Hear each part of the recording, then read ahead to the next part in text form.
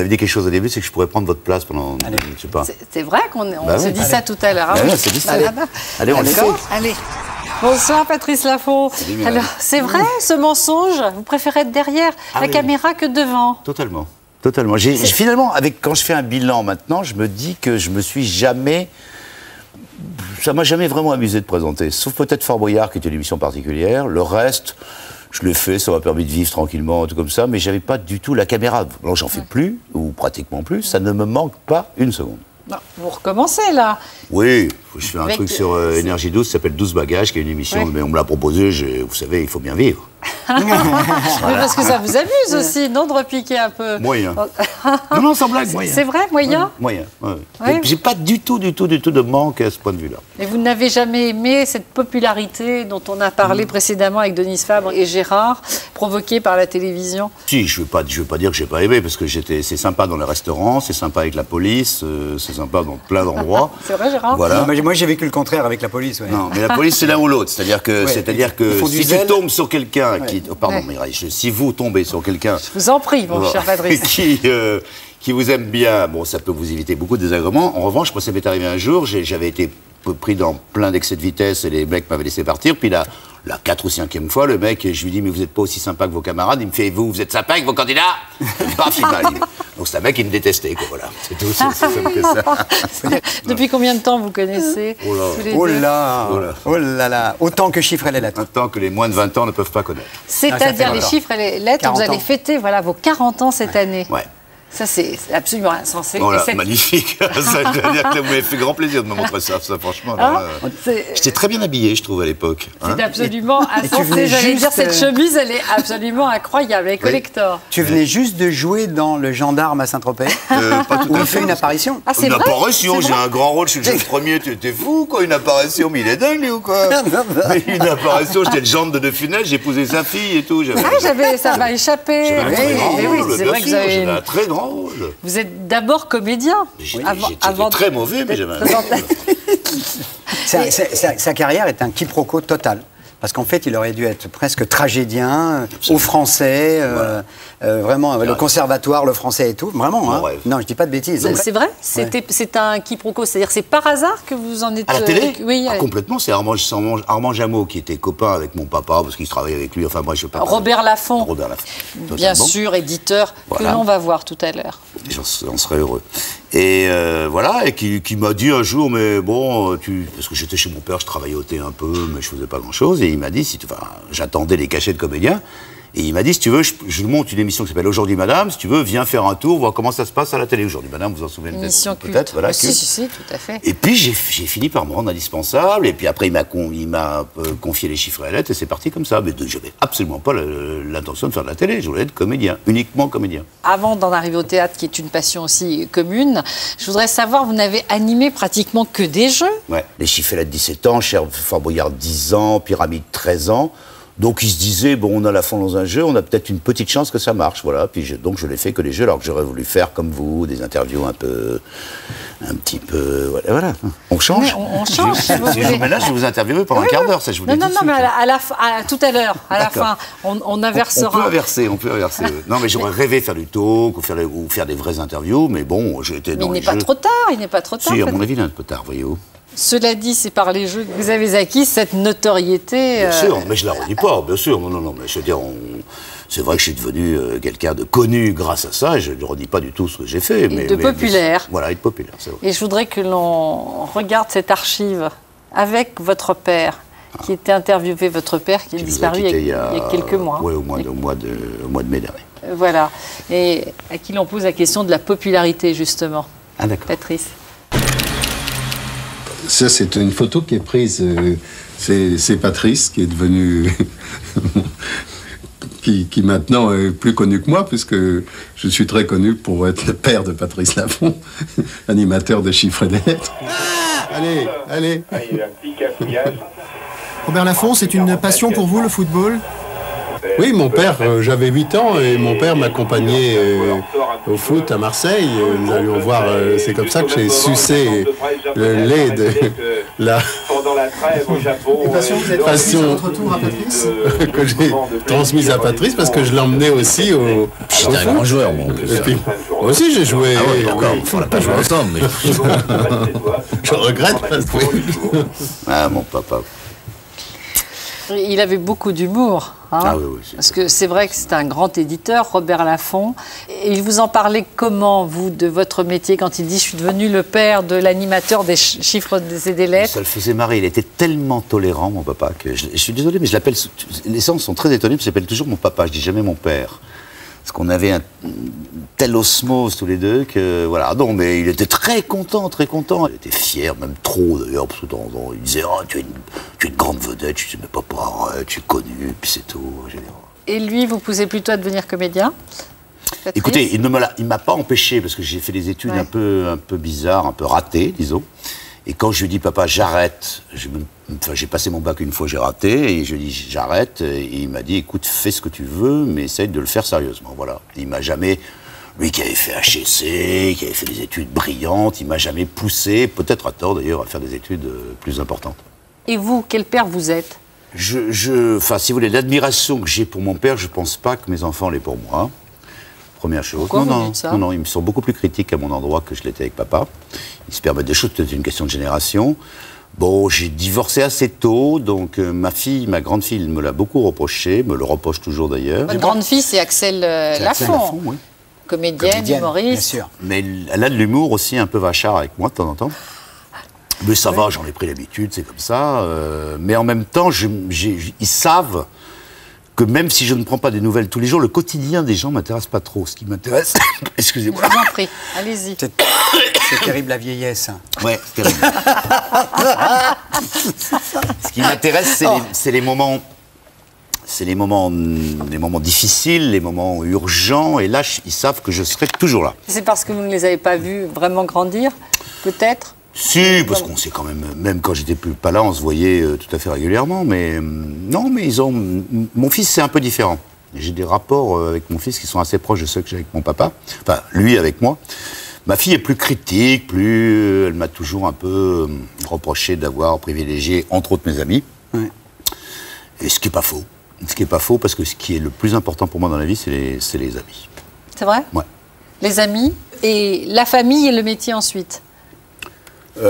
Disons les amis, la famille, les amours et le métier en tout dernier lieu. Voilà. Qu'est-ce que vous diriez? Ah ben vrai de vrai. Non, pour lui, c'est vous vrai de vrai. Non, alors non, moi je mets mes fils avant. Ah ouais, je crois qu'on avait compris. Ouais, bon, mes fils avant, et puis mes passions, dont ma chérie, et mes passions qui sont sport, théâtre, métier. Donc le métier aussi, le métier aussi après. Oui, je le mettrai après aussi. Mais en même temps, en restant sans arrêt curieux de tout. Ouais. Et la notoriété, ça rend beau. Ça rend beau? Oui, beau. Ça arrive. Et séduisant. Ça arrive. Ça contribue en tout cas. Ça contribue? Ah, moi je le crois, oui. Je pense que ça rend beau. Ah, mais son côté gênant, c'est assez classique. Le côté gênant de la notoriété, c'est de se dire de temps en temps, enfin c'est moins le cas maintenant, mais est-ce que je suis aimé pour ma notoriété ou pour moi-même? Vous êtes posé la question? Oui, ça m'est déjà arrivé. C'est vrai? Oui, absolument. Vous aussi, Gérard? Tout le temps. Non, mais arrêtez, c'est vrai? Tout le temps. Vous posez cette question-là? Tout le temps, quelqu'un qui est sympathique dans la rue, une femme qui vient vers vous hier soir. Il y a une femme qui est venue vers moi, super sympa. Oh, mais Gérard, mais machin, mes trucs, en faisant des tonnes, etc. Et à un moment, je me suis dit, elle s'adresse au mec de télévision. Elle ne parle pas à Gérard. Et nous avons rompu là. Parce que ça me gonfle. C'est vraiment ça, moi, ça m'énerve. Ça m'énerve qu'elle ne s'adresse pas au vrai garçon, quoi. Bah oui, mais c'est normal. Vous avez aussi une image chez la télévision. Oui, mais bon, oui, mais c'est pas notre vie. C'est un métier, c'est à part, c'est différent. Mais on se pose la question souvent, oui, bien sûr. Ah oui. Et les femmes, pour tous les deux, quand même, une place importante. Alors voilà un grand sujet, Mireille. Un très grand sujet. Ouais. Vous en faites un chapitre entier, d'ailleurs, dans votre livre. Je suis on parle bien du cas de Patrice après. Alors parlons de qui? Parle du tien, parce que tu es beaucoup plus séducteur que moi. Bon. Moi, je suis moins... On va résumer les choses. J'aime l'amour. Voilà, j'aime aimer. On va dire ça comme ça. Et c'est pour ça que donc, je fais une vraie distinction entre Don Juan et Casanova. Oui. Pour moi, Don Juan est un homme qui croit aimer les femmes mais qui s'aime lui-même, alors que je suis un admirateur et un défenseur de Casanova qui, lui, aime les femmes. Il aime la femme de ménage et la princesse de la même façon. Et quand il dit qu'il aime, il aime vraiment, et il fait l'amour avec elle en lui donnant tout ce qu'il a de lui, de ses sentiments et de son corps, et que quelle que soit l'échelle sociale. Et je trouve ça formidable. C'est pour ça que je voudrais créer un club des Casanova. Et Patrice en ferait partie. Dont Patrice ferait partie, parce que... Non, oui, non, je pense pas. J'ai pas tout à fait la même... c'est beaucoup moins important pour moi que pour lui. Vous avez dit, d'ailleurs, que votre image de la femme et de la féminité donc, vient de votre enfance, lorsque vous observiez votre mère. Oui, Mamouchka, exactement. J'ai toujours trouvé ma Mamouchka très très belle. C'était un mélange pour moi de Sophia Loren et de Ornella Muti. Lorsqu'elle était jeune, elle avait la taille très très bien faite, des seins importants, une belle croupe, c'est vrai. Et surtout, j'ai l'image, moi, de Mamouchka remettant ses bas, attachant ses bas dans la cuisine, en mettant son pied sur un petit tabouret. Et cette image-là de cette femme belle qui mettait ses bas, c'est vrai, m'a marqué au point, aujourd'hui, de demander à mes chéris et à ma chérie actuelle de porter des bas, et si possible même des bas couture, qui soulignent encore plus le galbe de la jambe, si possible aussi avec des hauts talons. Un fétichiste, complètement. Oui, et j'en accepte complètement le jugement, parce que je trouve que c'est la féminité, et c'est vrai que je suis bouleversée par de la vraie féminité. Le cri des bas de soie, c'est énorme. Entre ça et les parfums. Mais il y a une image forte, hein, puis en plus d'avoir fixé comme ça, c'est sur votre mère. Et je pense que tout ça vient de Mamouchka. Et je pense que tout ça vient de Mamouchka, et je l'ai remerciée sur son lit d'hôpital et sur son lit de mort, donc. Je lui ai fait cette petite confidence et ce petit merci de m'avoir fait aimer les femmes.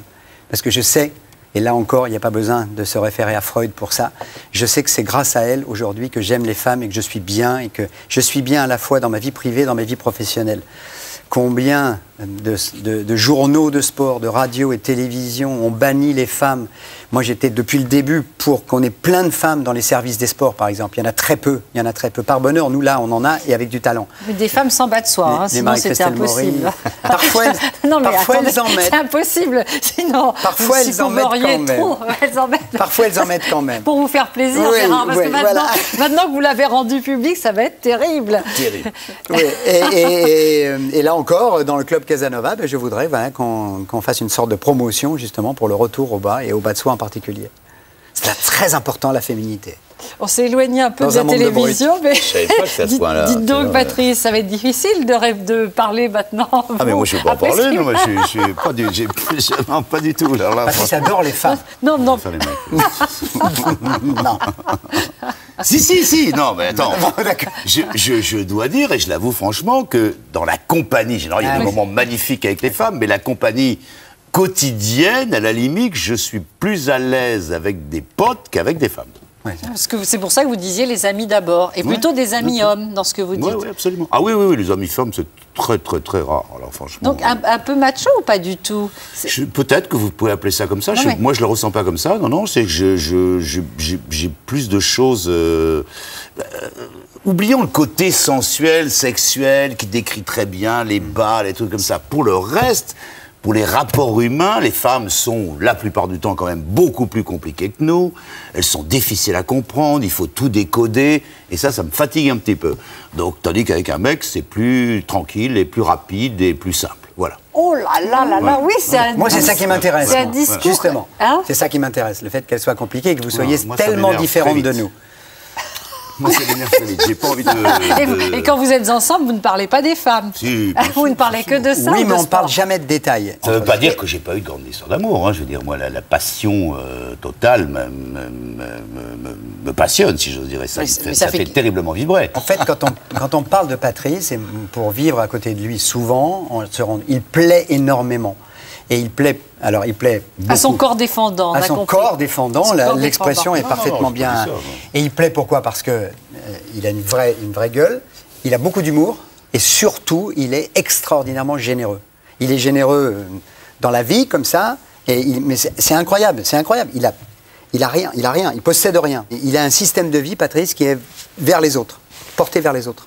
C'est très très plaisant quand on fait partie de ces Il a fidèles raison, copains. GG. Merci, GG. Alors, vous avez une passion, l'un et l'autre, en commun, c'est le théâtre. Absolument. Bah, il est responsable de la relance de ma passion. En 1987, il avait écrit un roman qui s'appelait Le Visiteur de l'été. Ouais. Il l'a traduit, il l'a réécrit, il l'a adapté en pièce de théâtre et il nous a fait jouer la troupe de chiffres et des lettres. Il m'a fait jouer le facteur. Il avait fait un tabac, il avait un tout petit rôle, c'est lui qui a tout ramassé, ce qui nous a profondément énervé. Surtout vous, Patrice. Non, je rigole. Non, C'était pas loin, Le rôle était très bien écrit. Le rôle était très bien écrit. Ouais. Est-ce que vous avez déjà joué ensemble? Bah oui, à Sarlat. Oui, mais en dehors Et de à Sarlat et le Oui. fil à la patte de Fédot. Ah oui, Ah oui, oui. Deux Où il fois, était- deux fois. Ah, il était remarquable avec l'accent. Refais l'accent. Bagatelle. On bagatelle. Vous êtes amusé. Ah, ça, Surtout, il avait un rôle énorme, Patrice. Énorme, et en plus avec des problèmes de voix, parce qu'il avait attrapé mal à la gorge. Hein? Plus que mal à la gorge, je ne pouvais plus parler du tout. J'ai eu une extinction de voix, comme on dit, le soir de la Générale, donc je parlais comme ça. Et il y a une dame qui à la fin m'a dit, vraiment vous êtes bon, puis alors cette recherche sur la voix, c'est formidable, le travail que vous avez pu faire. Et moi je ne pouvais plus parler, j'étais comme ça. Mais j'ai dit oui, effectivement, j'ai beaucoup travaillé. Mais lorsque vous êtes sur scène, est-ce que l'on vous voit comme comédien, Patrice, ou c'est l'image quand même de l'animateur de jeu qui est là? C'est indéniable qu'une de mes qualités, c'est d'être très juste, mais que la plupart des gens, et entre autres mes amis, me disaient t'es d'une justesse telle qu'on a l'impression que c'est toi, ce qui n'était finalement pas un très bon compliment, parce que... On ne sait pas comment on doit le prendre, c'est vrai. Mais oui, c'est ça. Donc je pense pas que j'ai réussi souvent, à part quand j'ai joué le Misanthrope ou le Général Irigoyen qu'on vient de voir, je pense pas souvent que j'ai pu faire oublier jusqu'à maintenant que c'était Patrice Laffont sur scène et pas un personnage. C'est comme ça, bon, mais peut-être qu'un jour ou l'autre, j'ai très envie de jouer des choses un peu sérieuses, sinon dramatiques, alors que j'ai joué pratiquement toutes les choses légères qui finissent par m'emmerder assez vite. Je ne sais pas quoi vous souhaitez, alors à tous les deux, une grande carrière pour vous, de poursuivre une grande carrière d'acteur. Oui. Bon, ça fait Encore quelques années de télé, si les directeurs veulent bien. Ce sont les directeurs qui décident. Hein. Et puis, du théâtre pour la passion, oui. Et vous, Patrice? Ah bah moi, c'est encore plus précis, je prépare... De la tragédie. Non, je prépare un one-man show. Un one-man show. Un one-man Donc show que je plutôt vais dans le jouer rire. vraisemblablement... Oui, enfin, qui est un peu grinçant, puis ça s'appelle Je hais les jeunes. C'est un mec de mon âge qui casse les jeunes pendant 1h15. Et c'est pas un one-man show, c'est un one-man tiède. Parce qu'à mon âge, on peut plus faire de one-man show, on fait du one-man tiède. Donc c'est un one-man tiède que je vais jouer vraisemblablement à Paris au mois d'avril. Voilà. Mais je croyais que vous aimiez les jeunes, vous. Non, mais j'aime... moi, c'est Les jeunes pour- femmes en particulier. Non, oui, c'est vrai, oui. Mais, mais non, mais j'ai... Mireille. Ah, écoutez. Non, mais ça fait... Non, c'est La perche est c'est trop vrai qu'en belle. disant je hais les jeunes, c'est vrai que c'est pas vrai que je hais vraiment les jeunes. Mais ils ont quand même beaucoup de défauts, je parle des ados, que je vais, le portable, Internet, les trucs, leurs rapports entre eux, comme ça. Et c'est Éric Logérias qui m'a écrit le spectacle. Et je vous jure que ça y va. Mais en même temps, à force de me foutre des jeunes, je me fous de ma propre gueule. J'imagine, vous avez assez d'humour comme Il y a ça. un truc sur la sexualité des vieux, par exemple, vous voyez, qui est très en ma défaveur. Et vous Alors, mettez... Vous voulez que je vous en fasse Vous un êtes- mot non. Oui, ah, tout à fait. Allez-y. Non, non, Allez-y, c'est de la mais- fiction. mais Non, mais il en- ça, regardez, il c'est en de la a envie, fiction. il en a Regardez, envie. non, mais Allez-y, regardez, allez-y. c'est le mec, on parle de la petite pilule bleue. Le Viagra, oui. Donc je dis que finalement, quand on va acheter du Viagra, c'est un peu comme on a acheté des capotes quand on avait 16 ans. Donc j'arrive, je mets une casquette, j'ai des lunettes, un truc comme ça, et j'arrive et je dis, la pharmacienne me fait attendre 20 minutes parce qu'il y a plein de gens, puis quand je suis près d'elle, je lui fais... Consonne, V, voyelle, I, consonne, G. Et elle fait « Ah, mais monsieur Laffont, il fallait me le dire plus vite, vous voulez des capotes en plus ?» Voilà. Ah, c'est très drôle. Et ben, c'est tout drôle comme ça, je vous le dis. Mais dites-moi, vous allez aussi faire concurrence à votre fille, Axel? Oui, elle le prend pas très bien d'ailleurs. Elle me dit, je ne sais pas pourquoi, mais pourquoi tu vas faire ça, je pourrais plus faire le mien. Mais j'ai dit, ça n'a rien à voir. Elle a besoin de se démarquer de vous, Exactement. simplement. On lui a même proposé récemment de présenter un jeu. Elle a dit non, je ne suis pas comme mon père. Voilà. Voilà, la mécédite. Ah ben, c'est... Exactement. Et cela dit, elle a raison, elle trace Peut-être, sa je ne route. sais pas. Oui, peut-être. Ah, on sent que ça... Mais hein ça m'énerve un peu. Bon, en tout cas, je vous souhaite de continuer à vous éclater, parce que finalement, c'est ce que vous faites, hein, l'un et l'autre. Carpe diem. C'est à la fin de mon Je suis bouquin. exactement Ouais. comme ça. Voilà, et c'est ce que je disais à la fin du Cueillir journal le de jour, 13 heures. hein. C'est un vers de Ronsard. Vivons chaque minute, chaque seconde et aimons. Voilà. C'est parce que justement vous avez frôlé la mort aussi Oui, que vous, tout que à vous fait. avez cette. Tout à fait. Oui, cette quand soif on de s'écrase en hélicoptère et que ça explose de partout, et c'est sûr, et où j'ai failli me noyer dans l'Himalaya, enfin bref, c'est vrai que ça donne Noyer dans encore. l'Himalaya? Oui, Il y a de l'eau là-haut? bah oui. Ah bon? Il y a des torrents, absolument. Et en redescendant d'une expédition, j'ai traversé, je me suis fait embarquer par l'eau. J'ai failli me noyer. Oui, ça fait Vous partie ne l'avez des jamais raconté. Il n'y a que vous qui pouvez faire dire des trucs comme ça. Vous vous rendez- Et c'est juste à la fin, vous Ah ouais, voyez, juste. in extremis. Franchement, il faut venir ici pour apprendre des choses sur ses potes. C'est Je peux incroyable. venir chaque fois qu'il y a un pote qui passe? Invité récurrent, vous avez beaucoup d'amis si j'ai bien Oui, compris. j'en ai pas mal, oui. Patrice, merci à tous les deux. Mais, et attendez, on avait dit quelque chose au début, c'est que je pourrais prendre votre place pendant, je sais pas. c'est vrai qu'on Bah s'est oui. dit ça tout à l'heure. Bah oui. ouais, c'est dit ça. Allez, Allez, on le fait. d'accord. Allez. On le fait. Allez. Voilà, mettez-vous à côté. Ah bah de tiens. Mais les questions comme Mireille alors. Ça. Alors, mais voilà le rêve de Patrice Laffont réalisé. On J'ai a, beaucoup, répété- on a beaucoup parlé des femmes. Vous, qu'est-ce que vous Oui. pensez des hommes au général? Quels sont vos rapports avec les hommes? Mes rapports avec les hommes. Oui, vous êtes une Franchement. vous êtes une séductrice? Bah, c'est à vous de Non, vous répondre, êtes une franchement. séductrice? Dans la Les vie, femmes. je parle, Mireille Pas Dumas. du tout. Mais Pas du tout. Pas du tout. Mais ne m'agressez pas. Dis donc, si je faisais mes interviews comme ça. Ah bah ça, il y a une forme de toqué comme Il est ça. comme ça, mais bien sûr. Bien sûr. Vous êtes tout dans la douceur, dans le charme et tout. Moi, je serais un peu plus... Comme oui, ça, en disant, mais allez-y. Oui, absolument, allez-y. Dites-moi, si vous ne me dites pas, je m'en vais. C'est Ça- génial. Bon, alors. C'est génial. Eh bien, partez, Patrice. voilà. Eh bien, voilà. Eh bien, voilà. Pour ne rien manquer sur ma chaîne Ina Mireille Dumas, abonnez-vous et activez la cloche.